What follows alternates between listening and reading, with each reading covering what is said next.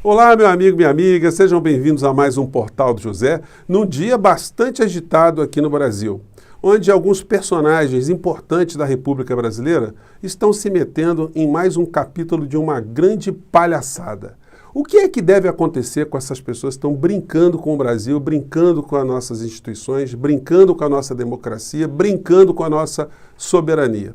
Hoje também nas redes é possível ver muitos ex-bolsonaristas que são formadores de opinião vindo à pública jogarem os bichos em cima do presidente da República. São pessoas que estão bastante raivosas, bastante revoltadas com o comportamento traidor do presidente da República. A cada instante ele vai perdendo mais apoio e só está ficando com o presidente os grupos absolutamente sem nenhum tipo de percepção crítica e por interesses econômicos. Não há outra explicação.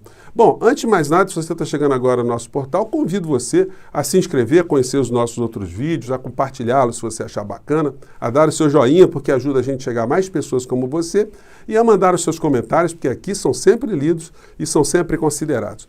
Gente, eu quero falar da palhaçada envolvendo o general Braga Neto. Mas antes, eu quero trazer para vocês, que não acompanham os grupos de direita, eu faço sempre esse exercício, né? Eu gosto de saber como é que essas pessoas estão pensando, o que elas acham, enfim.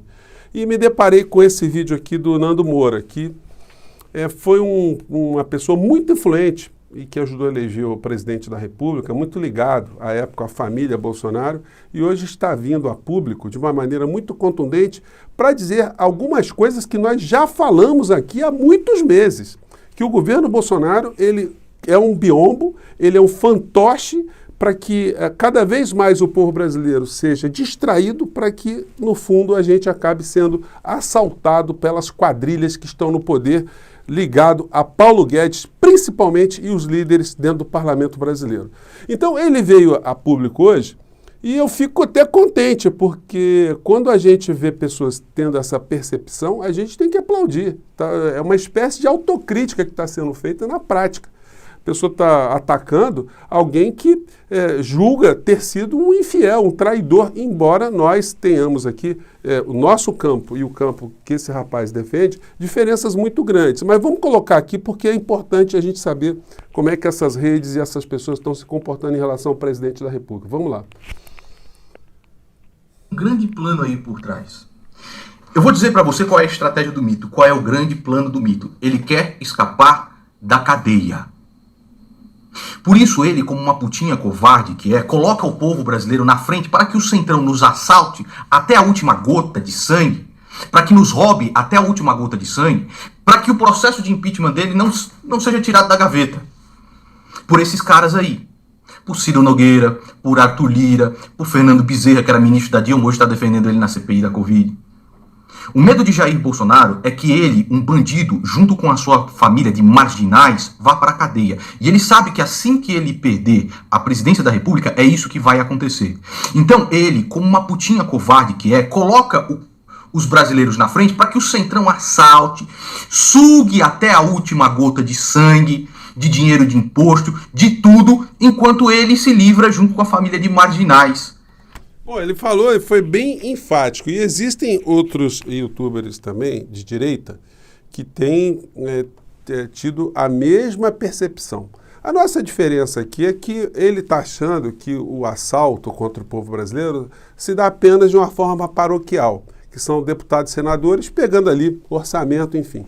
E o buraco é muito mais embaixo. O que essas pessoas estão fazendo é a entrega da soberania nacional, das nossas empresas públicas, o nosso parque energético, a nossa infraestrutura de uma maneira geral, os direitos sociais do povo brasileiro. É isso que está sendo assaltado. O que os deputados ganham ali são comissões, são participações na grande entrega que está sendo feita contra o Brasil, comandada por uma figura que fica sempre nas sombras, que é o Paulo Guedes, aquele mesmo que ajudou Pinochet a destruir o Chile, a matar, a assassinar, a roubar, a corromper a estrutura do país irmão, o país vizinho, e agora está aqui no nosso país fazendo o mesmo tipo de coisas, né? E o presidente da República, numa entrevista hoje de manhã cedo, ele vai reforçando a raiva e a percepção que essas pessoas têm. Hoje o Bolsonaro veio fazer basicamente elogios ao Centrão, dizendo que ele sempre foi do Centrão. Ué, então as pessoas que o apoiaram porque acreditavam que ele ia se conflitar com a estrutura do poder no nosso país, o Centrão, as oligarquias, que ele ia fazer uma nova política, como é que as pessoas agora vão justificar esse discurso zero bala do presidente da República? Acompanhe. Olha só, o Centrão é um nome pejorativo. Eu sou do Centrão, eu fui do PP metade do meu tempo. Agora, nós temos 513 parlamentares. O tal Centrão, que eu chamo de pejorativamente disso, são alguns partidos que lá atrás se uniram na campanha do Alckmin e ficou então rotulado o Centrão como algo pejorativo, algo danoso à nação. Não tem nada a ver, eu nasci de lá.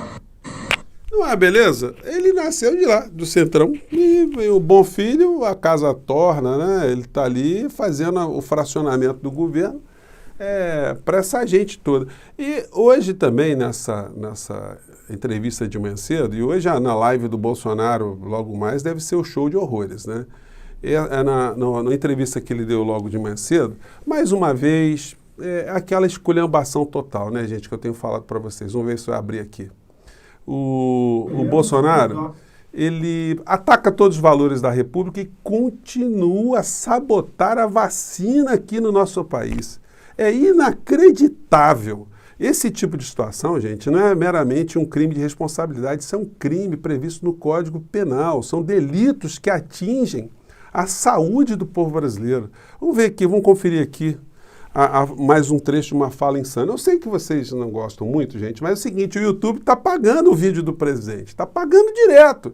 Então, quando eu faço essa reprodução aqui, pelo menos a gente deixa isso registrado historicamente, né? Então, tenha um pouquinho de paciência e vamos acompanhar aqui como testemunhas da história de mais uma aberração criminosa. Vamos lá. Não queremos problema nenhum por ocasião das eleições. Presidente, vamos falar um pouquinho de vacinação. Muitos brasileiros preocupados em relação à vacina. Como está o ritmo da vacinação do país, na sua opinião? Já foram distribuídos em torno de 160 milhões de doses de vacina. Eu acredito que mais da metade da população recebeu pelo menos a primeira dose. Sabemos dos problemas que a vacina chinesa, a Coronavac, vem ocasionando em alguns países, como o Chile, por exemplo, e aqui no Brasil também. Pessoas que tomaram 2 doses e foram infectadas, ou outras até reinfectadas. Então a eficácia da Coronavac está lá embaixo realmente. Nós, desde o primeiro momento, foi decisão minha. Gente, então vocês vejam só, em nenhum momento, qualquer pessoa que esteja minimamente informada sabe, né, que as vacinas, elas não garantem 100% de imunidade. Mas aí a gente vê esse tipo de fala, uma fala que acaba afastando as pessoas da vacina, acaba acarretando mais contaminação, acaba retardando, acaba causando tumultos, e isso é o resultado morte que a gente vê do outro lado. Então, gente, o que explica o Bolsonaro à frente do nosso país é uma coisa assim que só as futuras gerações que vão colocar lupa em cima desse assunto para poder interpretar como é que o Brasil foi capaz de suportar tanto desastre, né? Bolsonaro hoje no chiqueirinho dele, de manhã cedo, ameaçou mais uma vez a Rede Globo, dizendo que em 2022 pode ser que a concessão deles acabe, o que não tem menor pé nem cabeça essa história, porque é o parlamento brasileiro que caça concessões de redes de televisão, porque são concessões públicas. E grande parte dos parlamentares são sócios ou associados de alguma afiliada das organizações Globo em algum ponto do nosso país. Então a chance disso acontecer é zero, mas ele joga para o público dele, né? Ele joga para a patuleia. Afinal de contas, ele é um homem do Centrão, como ele está assumindo agora. E como homem do Centrão, ele não tem escrúpulos, né? Como diria lá o general Heleno, que parece que a inteligência se perdeu em algum canto do hemisfério sul aqui. Porque ele não está vendo nada que está acontecendo, nenhum desvio de função, como, por exemplo, essa missão brasileira de deputados pagos com o nosso dinheiro, inclusive está sendo objeto de uma ação junto ao Supremo Tribunal Federal do deputado Ivan Valente, para descobrir Quem é que pagou esses deputados? E por que que o vice-presidente da República foi para Angola para tratar de interesse privado, que não é interesse do país? Porque uma igreja, gente, é uma instituição de direito privado. O Bispo Macedo, ele arrecada dinheiro e o dinheiro fica lá para a igreja dele. E no caso de Angola, a igreja remetia para o Brasil cerca de 60 milhões de dólares, vindo de um país pobre, um país com IDH lá embaixo, um povo também muito explorado, um povo que acaba sendo vítima desse tipo de esperteza que se utiliza da fé. 99 membros da Igreja do Reino Universal foram expulsos lá de Angola. E o Mourão, representando o nosso país, foi advogar por esses criminosos, sob o ponto de vista do direito de Angola, para que o presidente angolano ele recebesse os deputados brasileiros. E o presidente João Lourenço disse, olha, meu amigo, esse assunto está sendo tratado pela justiça do meu país, aqui não é Brasil. Aqui cada setor cuida do seu assunto, há uma divisão, uma interdependência dos poderes também. Se os parlamentares eles querem fazer alguma coisa, os parlamentares brasileiros, eles que procurem seus pares, os parlamentares angolanos para tratar desse assunto. Então o Mourão levou ali uma banana gigantesca, mas o dinheiro público foi consumido para essa patifaria antirrepublicana. Pois bem, e o assunto do dia, né, que tá mobilizando geral, é essa questão envolvendo a declaração do Braga Neto. Muita gente, sem saber se de fato ele disse, se ele não disse, se ele mandou emissário lá para o Lira. Gente, hoje eu estou meio atrapalhado aqui, né? A gente não tem edição, mas vamos seguir em frente aqui no nosso papo. São muitos dados, né? Então, o Arthur Lira, né, o presidente da Câmara, teria recebido ali um emissário do Braga Neto dizendo que, olha, se vocês não implementarem o voto auditável, nós vamos dar um golpe e os ministros militares estão comigo. Gente, olha só. É impressionante como é que um veículo de comunicação publica uma matéria dessa sem ter a sua fonte, sem ter o interlocutor, sem ter isso tudo bem exposto de uma forma bem clara. Agora, se isso foi feito de uma forma leviana, o general, o que ele tem que fazer a bem do serviço público, a bem da república, da moral, da ética de um governante, de uma pessoa que está num cargo elevado? Ele tem que emitir uma nota e mais, ele tem que processar o jornal. O jornal se mentiu, o jornal tem que se retratar. Só que um jornal não vai publicar uma coisa dessa, não vai passar por toda a redação, sendo uma coisa sem pé nem cabeça. Então tem história no meio disso. As redes bolsonaristas ainda, os fiéis, os remanescentes, os que ainda não perceberam que o Bolsonaro é um traidor, é um enganador, está ferrando com o povo brasileiro, está ferrando com os próprios bolsonaristas, inclusive, essas pessoas não se aperceberam o que está acontecendo e elas continuam a reverberar essa possível bravata do general Braga Neto, que virou uma grande palhaçada esse tipo de comportamento. Eu coloquei no meu Twitter de manhã cedo, no @Portal do José, que se esse fato fosse, de fato, tivesse acontecido, que o general Braga Neto, no seu padrão bolsonarista desse governo, que é a covardia, eles fazem uma coisa, depois eles dizem que não disseram, ele iria se retratar. Agora, se ele disse e não se retratou, o caso é de prisão, porque ele está cometendo crime contra a lei, o crime previsto na Lei de Segurança Nacional, um crime contra a nação brasileira.